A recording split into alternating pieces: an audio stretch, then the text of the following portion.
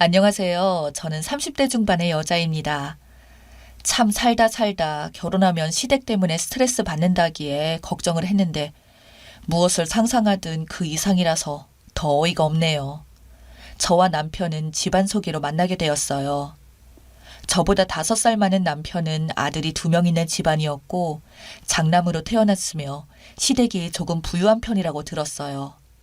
부모님 소개로 만났던지라 부담감이 없지는 않았는데 부유한 사람치고는 그렇게 기가 센 것 같지도 않고 남편이 장남이라고 해서 자기 마음대로만 하려고 하거나 그런 것도 없이 그냥 남편이 인간적으로 참 좋았습니다. 저희들은 그렇게 첫 만남 이후에 서로가 마음에 들었다 보니 이어서 몇 달을 만나게 되자 양가 집안에서는 결혼 이야기가 오가기 시작했어요. 저는 남편을 만나던 당시 중소기업에 다니고 있었고 남편은 공기업에 근무하고 있었습니다.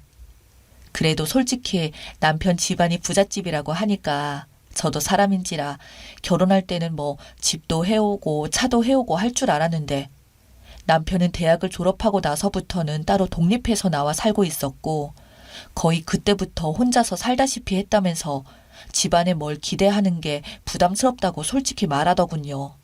아니 솔직히 장남인데 뭐라도 진짜 해줄 줄 알았는데 남편의 그런 태도가 이상하더군요. 뭐 그렇다고 남편의 조건을 보고 좋아한 것도 아니다 보니 그냥 그런가 보다 했고 실제로 만난 8개월쯤 서로 결혼하기로 정하고 양가 집안에 인사드릴 때까지만 해도 남편 집안에서 뭐든 해줄 줄 알았는데 진짜 결혼할 때까지 단돈 10원짜리 하나 받은 게 없었습니다. 결혼식부터 신혼여행까지 전부 다 저희 부부가 모은 돈으로 했습니다. 진짜 설마 했는데 아무것도 안 도와주자 이제 현실적으로 아쉽더군요.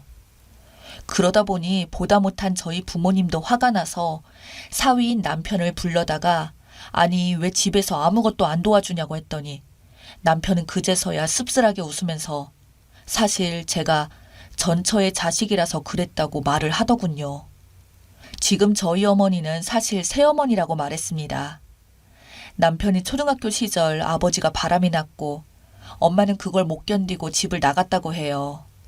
그러다 보니 자기 혼자 집안에서 남겨져서 아버지가 매일 나가기 전에 식탁 위에 놓고 가는 10,000원을 가지고 하루에 끼니를 때우면서 생활을 했고 그렇게 학교와 집을 오가면서 2년이라는 세월을 보냈는데 어느 날 아버지가 새엄마라고 데려온 그 여자가 바로 저를 낳아주신 어머니를 이혼하게 만든 그 상간녀였다고 합니다.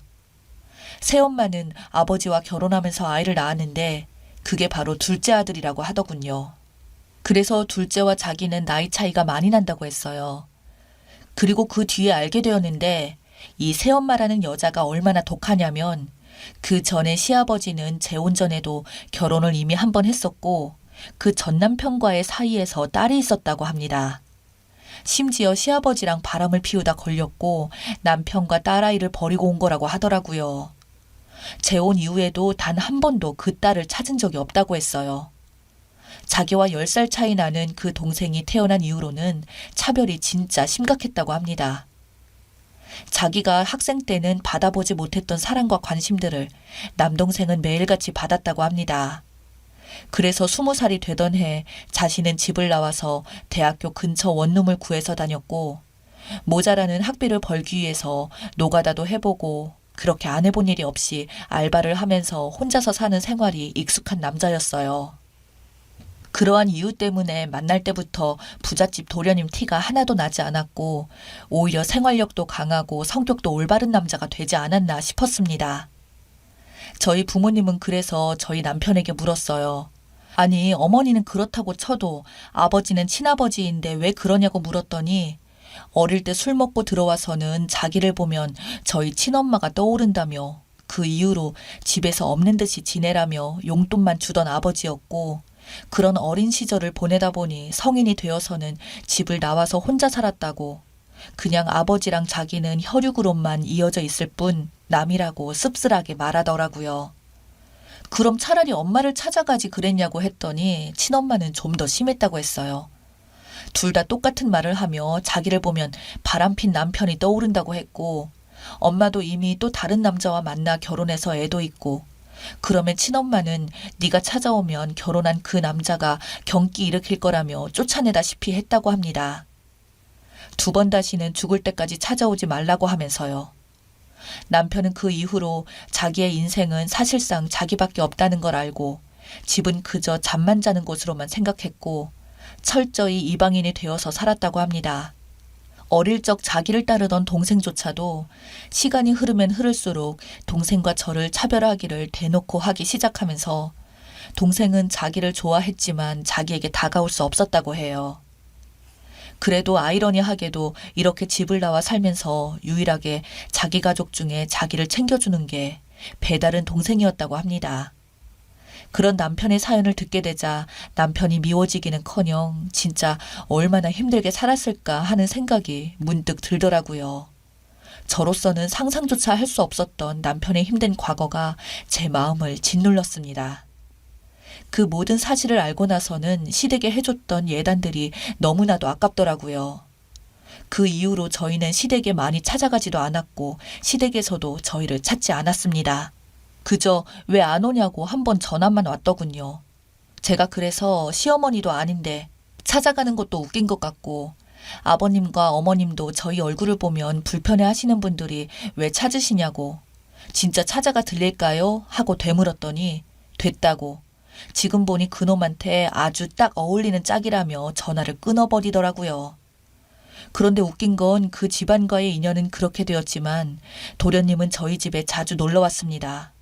술을 진탕 마시고는 저에게 말하기를 형수님 죄송하다며 그냥 다 자기 잘못 같아서 죄송하다며 갑자기 눈물을 흘리고 하다가 제가 어린 도련님을 달래주었어요. 오히려 진짜 어린 도련님과 남편은 형제애가 깊어 보였습니다.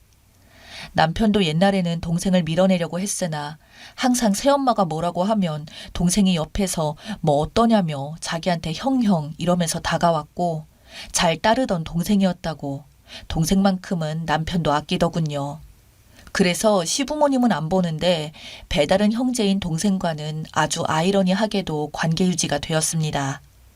그렇게 8년이라는 세월이 흘렀고 저도 아이 둘을 낳아 출산을 했어요. 아이를 출산하고 나서도 자기들한테는 손자 손녀일 텐데 손주조차도 한번 보러 온 적이 없었고요. 나중에 듣기로는 남편에게 결혼한 지 5년쯤 지났을 때 시어머니한테 갑자기 연락이 와서는 네 스스로 집에서 나갔으니까 재산은 10원도 받을 생각하지 말라면서 앞으로 이 집안과 상관없을 테니 자기 아들한테도 기웃거리지 말고 꺼지라고 하더군요. 남편은 아버지도 그런 뜻이라면 잘 알겠다고 하고 애초에 기대한 적도 없었다고 말하며 전화를 끊었다고 저에게 말해주더군요. 그래서 저는 남편 보고 바보냐고 시아버님 돌아가시면 돈이라도 받아야지 그렇게 말하냐고 하니까 그건 그때 가서 보자며 자기는 너무 무섭다고 보기도 싫고 내가 잘못도 안 했는데 이유 없이 그 빌어먹을 돈 때문에 내가 왜 그래야 하냐고 한 소리 듣는 것도 이제 질린다고 그냥 우리 둘 다 돈을 못 벌지도 않는데 이대로 돈을 모아서 우리 가정 소소하게 행복을 누리면서 살면 되지 않겠냐며 나중에 그 돈을 받음으로 인해서 우리 가족의 평화가 깨지는 게 싫다고 말하는 남편을 보고 저는 그저 위로해 줄 수밖에 없었습니다. 그로부터 3년이 지나지 않아 어느 날 시어머니가 찾아왔어요. 저는 제가 잘못 본 줄 알았는데 진짜 시어머니더군요. 그래서 저는 도대체 무슨 일로 찾아왔냐고 하니까 항상 의기양양하던 시어머니가 갑자기 제 눈치를 살살 보면서 자기가 지금 갈 곳이 없으니까 자기를 좀 받아달라고 하더군요. 제가 그래서 아니 어머니 집은 어쩌고 여기 와서 그러냐고 하니까 사실 시아버님의 회사가 부도가 났다고 하더군요. 그냥 부도가 난 정도가 아니라 아주 날려먹었다고 하더군요. 사기도 당하고 심지어 감옥까지 가게 생겼고 집은 전부 다 재산 차압딱지가 붙어서 난리가 났다고 합니다. 저는 그래서 둘째 도련님은 지금 뭐 하냐고 둘이서 그냥 따로 살면 되지 않겠냐고 했더니 둘째는 결혼한 지 이제 1년이 되었다고 집안이 화목한데 깨지는 것이 싫기도 하고 아직 자기네가 이렇게 망한 사실도 모른다고 하더군요. 둘째 도련님이 작년에 결혼을 하게 되었거든요. 그때 결혼식장 갔을 때도 시어머니는 신부 집안이 어떻게 하시면서 결혼식에 참석한 저희를 보고는 니들 왜 왔냐고 좋은 날에 구정물 튀니까 당장 돌아가라고 말았던 게 바로 시어머니였는데 참 어이가 없더군요. 전 시어머니에게 제정신이냐고 말하고 싶은 생각에 저절로 목에서 그 말이 먼저 튀어나왔습니다.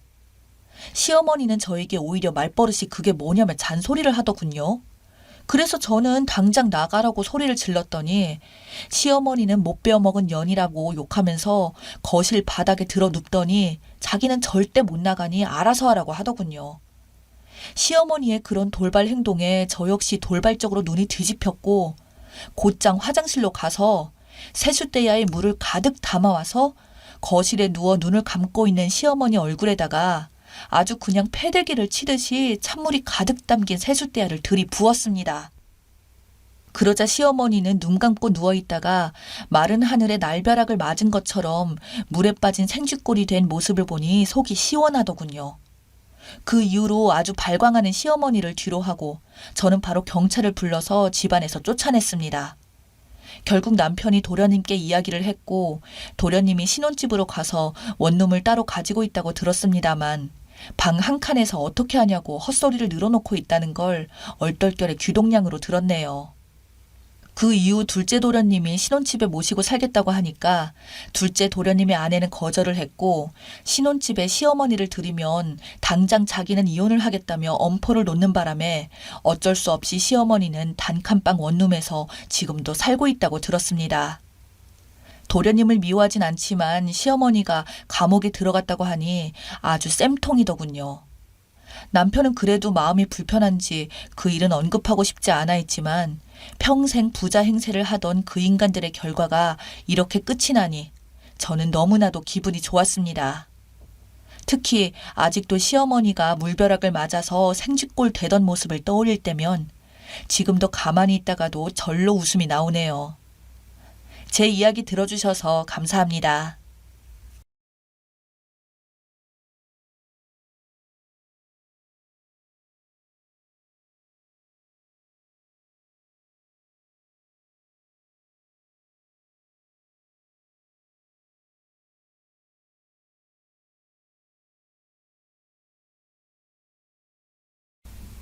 안녕하세요. 저는 57세 아줌마입니다. 정말 어처구니가 없는 일이 생겨서 이렇게 제보하게 되었습니다. 저는 현재 환갑인 남편이 있어요. 아들은 2명이 있는데 전부 장가 갔고요. 저와 남편은 한 동네에서 20년간을 살았습니다. 20년을 살다 보니 동네 사람들끼리 전부 친하고 잘 아는 사이입니다. 동네에 골프랑 헬스 그리고 찜질방까지 있는 종합 스포츠 센터가 있는데 거기가 만남의 장소였고요. 다들 은퇴할 나이이고 모아둔 돈이 있으니 그곳에서 운동도 하고 수다도 떨고 몸도 풀고 하면서 친하게 지냈죠. 그렇게 동네 사람들 중에 유난히 저희 부부와 친하게 지내는 부부가 있습니다. 저희가 사는 빌라가 평수가 넓고 세대수가 37개밖에 없어서 서로 사실 다 친하지만 그 부부와는 같은 층에 살았어서 유난히 더 친했어요. 특히나 성희 씨가 대학에서 육아와 관련된 전공 교수님이라서 그런지 참 사람이 사근사근하고 조용하니 저와 잘 맞았습니다. 오히려 저와는 반대인 성격을 가지고 있어서 더 친하게 지낼 수 있었던 것 같아요. 성희 씨 남편과 저희 남편과 취미가 같아서 둘이 잘 어울리고 저희처럼 친하게 지냈죠. 물론 스포츠 센터도 같이 다녔어요. 성희 씨를 알게 된 지 10년 정도 되었는데 한 1년 전부터 제 연락도 피하고 스포츠 센터도 안 나오더라고요. 뭐랄까 은근히 저를 피하는 느낌이었습니다. 엘리베이터에도 마주쳤을 때 제가 무슨 일 있냐고 물어봤었죠. 요즘 연락도 안 받고 운동하러도 왜 안 오냐고요. 그럴 때마다 성희 씨는 그냥 바쁜 일이 있어서 그렇다면서 구체적인 대답을 피하더라고요. 내가 무슨 잘못한 게 있나 했습니다. 그렇게 성희 씨가 저를 피하면서 저와 성희 씨는 점점 멀어졌고 부부끼리의 만남도 횟수가 적어졌어요. 그런데 참 이상한 게 같은 스포츠 센터에서 친하게 지내는 아줌마들이 저한테 와서 묻더라고요. 자기야, 요즘 남편이랑 사이는 어때? 자기한테 무슨 일 없지? 요즘 집안 분위기는 괜찮고? 무슨 일이 있으면 항상 우리한테 말해야 된다. 꽁꽁 숨기지 말고 힘든 일이 있으면 다 털어놓아야 해. 우리가 도움 줄 수 있으니까. 라고 말한다거나. 땡땡씨 그 소식 들었어? 성빈씨 남편이랑 골프 프로랑 따로 만난 거. 남자들이 이렇다니까. 우리 잘 생각해봐야 돼. 남자가 바람나는 거 가지고 너무 충격받으면 안 된다? 알겠지? 땡땡씨 마음이 어려서 내가 걱정돼. 물론 땡땡씨 남편이 바람핀다는 것은 아니고 그냥 하는 말인 거 알지? 라는 식으로 갑자기 잘 살고 있는 저를 무슨 일이 있는 사람 취급을 한다던가? 아니면 제 남편이 바람이라도 핀 것처럼 가정해서 저에게 말을 걸더라고요. 그때부터 느낌이 좀 이상했습니다. 뭐랄까, 저도 모르게 저에게 무슨 일이 생긴 것 같았기 때문이었죠. 분명히 나만 모르는 무슨 일이 생겼구나. 이 사실은 스포츠센터 아줌마들은 다 알고 있구나 생각했습니다. 그래서 운동을 하면서 은근슬쩍 아줌마들한테 제 속마음을 이야기했어요. 성희 씨가 나랑 그렇게 친하게 지내더니 요즘 도통 연락도 안 받고 소식이 뜸해요. 나한테 뭐 화가 났나 싶기도 한데 도통 왜 그러는지 모르겠네요. 라고 했어요. 그런데 이 아줌마들 제 이야기를 듣자마자 표정이 싹 굳어서 서로 눈빛 교환을 하더라고요. 그러고서는 버벅거리면서 성희 씨가 뭐 무슨 일이 있겠지. 신경 쓰지 마, 자기야. 그래. 신경 쓰지 마. 라고 하는데 누가 봐도 무슨 일이 있는 게 분명했죠. 그래서 정색하고 말했습니다. 대충 무슨 일인지 알 것 같으니까 나한테 솔직하게 말해요. 나 유해준다고 숨기면 나중에 나 더 상처받으니까 그냥 말해줘요. 계속 이렇게 내 눈치만 보는 거 나 불편하고 신경 쓰이니까 라고 말하자 그럼 알겠다고 말해준다면서 조용한 커피숍으로 가자고 하더라고요. 그렇게 동네 아줌마 2명과 저 셋이서 스포츠센터를 나와 근처 커피숍으로 갔습니다. 의자에 앉으니 아줌마들이 뜸을 들이다 말을 꺼냈어요. 사실 성희 씨랑 자기 남편이랑 바람난 것 같아. 내가 진짜 말하려고 했는데 우리 남편이 관리하는 공장 뒤에 모텔이 엄청 많거든. 그런데 거기서 자기 남편 차를 5번이나 봤대. 5번 전부 성희 씨랑 같이 있었고 총 5년 동안 5번을 본 거야. 최소 5년 동안 만난 것 같아. 그리고 내가 이거 왕언니한테 말했더니 왕언니도 왕언니 딸이 10년 전에 성희 씨랑 자기 남편이 성희 씨 집에서 같이 나오는 걸 봤대. 그때는 왕언니도 본인이 직접 본 것도 아니라고 해서 괜히 자기가 이 뻥끝에서 잘 살고 있는 가정 파탄낼까 싶어서 모른 척 한 거였고 라고 하더라고요. 그 이야기를 들은 저는 순간 머리 뒤로 피가 확 쏠리는 게 느껴지면서 귀에서 삐 소리가 날 정도로 충격을 받았습니다. 그 이후의 이야기를 더 들어보니 최근까지도 제 남편과 성희 씨가 만나고 있다는 사실을 들은 왕언니가 성희 씨에게 다른 집 남편 건드려서 가정 파탄나게 하지 말라고 경고를 보냈고 본인이 바람핀 사실을 들키게 될까 두려웠던 성희 씨는 저를 점점 피하게 된 거였고요.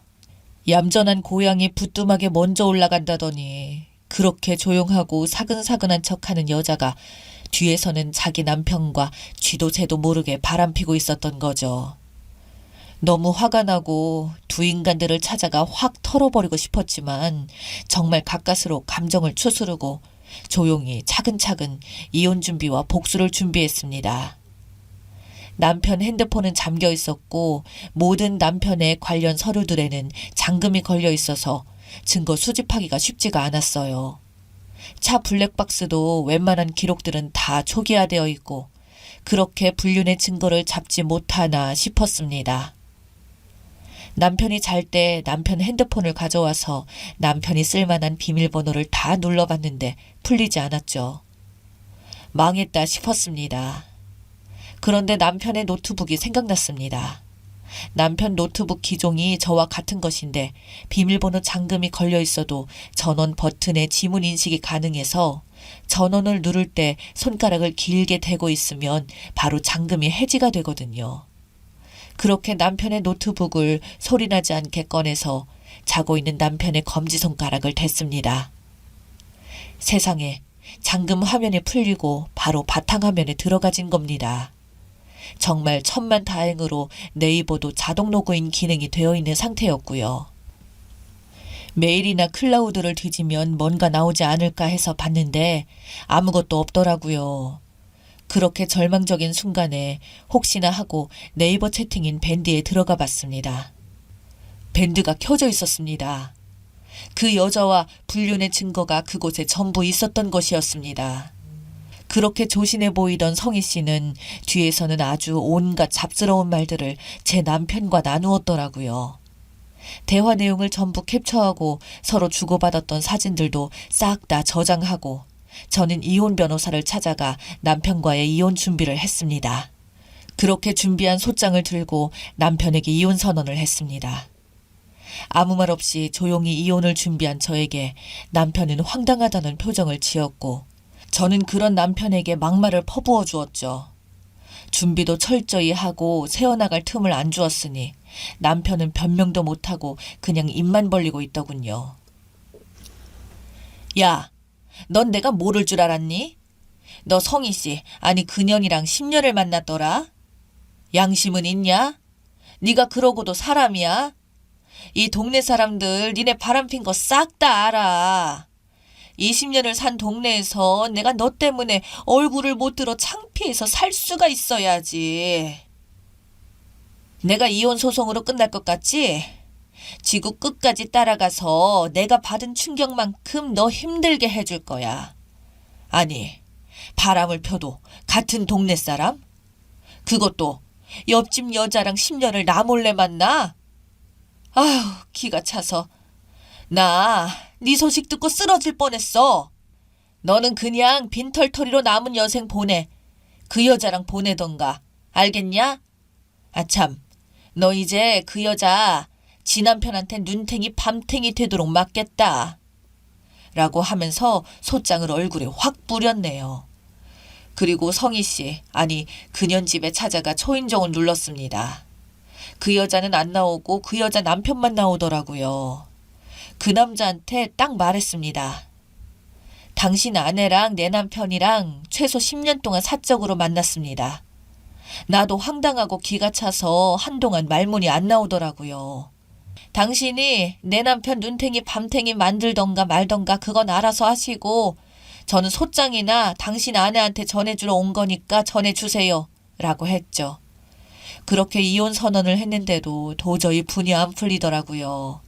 아니 어떻게 10년을, 최소 10년을 도대체 언제부터 나를 속인 거고 나 빼고 동네 사람들 다 알았다는 건데 그동안 사람들이 나를 그동안 어떻게 바라봤고 어떻게 생각했을까 하는 생각에 잠이 안 오더라고요. 그래서 복수를 시작했습니다. 상간녀가 강의를 한다는 그 학교에 찾아가 상간녀에게 고소한 고소장을 보여주고 당장 해임시키라고 깽판을 쳤어요. 극과 학과장까지 찾아가서 당장 징계위원회를 열지 않으면 가만 안 있겠다고 아는 기자 동원해서 이 학교에 어떤 교수가 강의를 하고 있는지 실체를 밝힌다고 했습니다. 그러자 징계위원회를 열 테니 진정하라면서 저를 달래더라고요. 그런데 징계위원회에서 결정한 것은 해임도 아니고 정직 3개월이더라고요. 불륜 교수가 학생들 앞에서 강의하는 게 말이 됩니까? 소문을 내야겠다 싶어서 그 학교 학생들의 자주 이용하는 커뮤니티를 이용해서 상간녀의 실체에 대해서 모두 올렸습니다. 학생들 사이에서 이슈가 되자 확실히 압박이 컸나 봅니다. 학생들까지 나섰으니 말이죠. 결국 그 여자는 해임됐고요. 제 남편의 회사에도 소장과 함께 남편의 행실이 담긴 내용을 팩스로 보냈어요. 그리고 더 기쁜 것은 그 상간녀의 남편이 제 남편을 작정하고 팼다고 합니다. 상간녀의 남편도 얼마나 화가 났겠어요.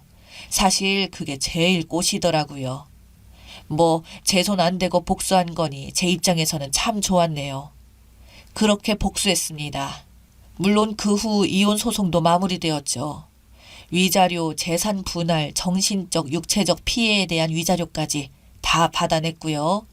지금은 그 후로 20년간 살던 동네를 떠나서 여동생이 있는 동네에 집을 하나 마련해서 살고 있습니다. 사실 지금도 생각하면 화가 나고 울분이 올라오는데 이젠 시간에 맡기려고 합니다. 이제부터라도 제 인생을 살아야겠어요. 이혼을 하면서 정말 많은 상처를 받았지만 잘 이겨내 보려고 합니다. 제 이야기를 들어주신 여러분, 제게 응원해 주세요. 감사합니다.